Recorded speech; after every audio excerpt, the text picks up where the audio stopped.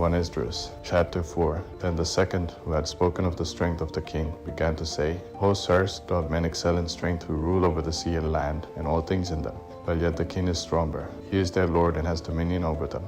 In whatever he commands them, they obey him. If he tells them to make war the one against the other, they do it. If he sends them out against the enemies, they go and conquer mountains, walls, and towers. They kill and are killed, and don't disobey the king's commandment.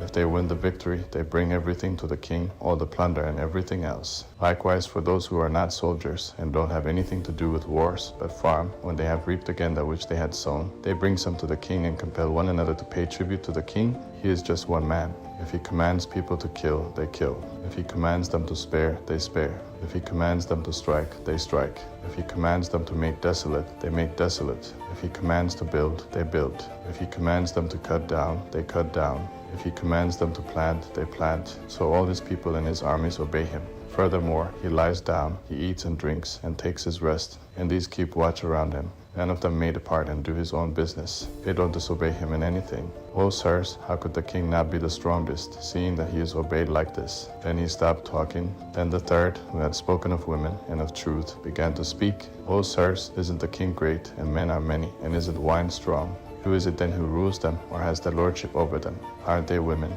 Women have given birth to the king and all the people who rule over sea and land. They came from women. Women nourished up those who planted the vineyards from where the wine comes. Women also make garments for men. These bring glory to men. Without women, men can't exist. Yes, and if men have gathered together gold and silver and any other beautiful thing, and see a woman who is lovely in appearance and beauty, they let all those things go and gape at her, and with open mouth stare at her. They all have more desire for her than for gold, or silver, or any other beautiful thing. A man leaves his own father who brought him up, leaves his own country, and joins with his wife. With his wife he ends his days, with no thought for his father, mother, or country. By this also you must know that women have dominion over you. Don't you labor and toil, and bring it all to give to women? Yes, a man takes his sword and goes out to travel, to rob, to steal, and to sail on the sea and on rivers. He sees a lion and walks in the darkness. When he has stolen, plundered, and robbed, he brings it to the woman he loves. Therefore a man loves his wife better than father or mother. Yes, there are many who have lost their minds for women, and become slaves for their sakes. Many also have perished, have stumbled, and sinned for women. Now don't you believe me? Isn't the king great in his power? Don't all regions fear to touch him? Yet I saw him in a pain the king's concubine, the daughter of the illustrious Spartacus, sitting at the right hand of the king, and taking the crown from the king's head, and setting it upon her own head. Yes, she struck the king with her left hand. At this, the king gaped and gazed at her with open mouth. If she smiles at him, he laughs. But if she takes any displeasure at him, he flatters her, that she might be reconciled to him again. O sirs, how can it not be that women are strong, seeing they do this? Then the king and the nobles looked at one another. So they began to speak concerning truth. O sirs, aren't women strong? The earth is great, the sky is high. The sun is swift in its course, for it circles around the sky, and returns on its course again in one day.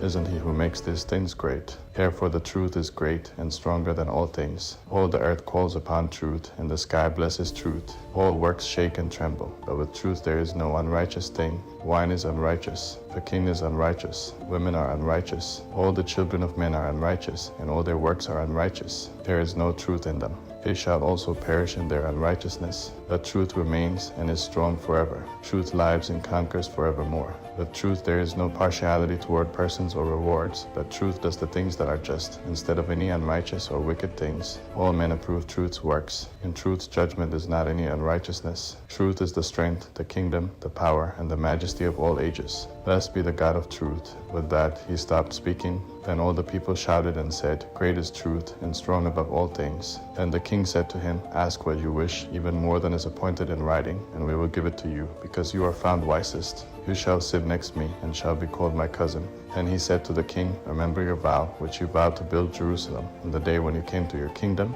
and to send back all the vessels that were taken out of Jerusalem, which Cyrus set apart when he vowed to destroy Babylon, and vowed to send them back there. You also vowed to build the temple which the Edomites burned when Judea was made desolate by the Chaldeans. Now, O Lord the King, this is what I request, and what I desire of you, and this is the princely generosity that may proceed from you. I ask therefore that you make good the vow, the performance of which you have vowed to the King of heaven with your own mouth. Then King Darius stood up, kissed him, and wrote letters for him to all the treasurers and governors and captains and local governors, that they should safely bring on their way both him and all those who would go up with him to build Jerusalem. He wrote letters also to all the governors who were in Cedar, Syria, and Phoenicia, and to them in Libanus, that they should bring cedar wood from Libanus to Jerusalem, and that they should help him build the city. Moreover, he wrote for all the Jews who would go out of his realm up into Judea concerning their freedom, that no officer, no governor, no local governor, nor treasurer should forcibly enter into their doors, and that all the country which they occupied should be free to them without tribute, and that the Edomites should give up the villages of the Jews which they held at that time, and that there should be given 20 talents yearly toward the building of the temple, until the time that it was built, and another 10 talents yearly for burnt offerings to be presented upon the altar every day, as they had a commandment to make 17 offerings, and that all those who would come from Babylonia to build the city should have their freedom, they and their descendants, and all the priests that came. He wrote also to give them their support, and the priests' vestments in which they minister. For the Levites he wrote that their support should be given them until the day that the house was finished and Jerusalem built up. He commanded that land and wages should be given to all who guarded the city. He also sent away all the vessels from Babylon that Cyrus had set apart, and all that Cyrus had given in commandment. He commanded also to be done and to be sent to Jerusalem.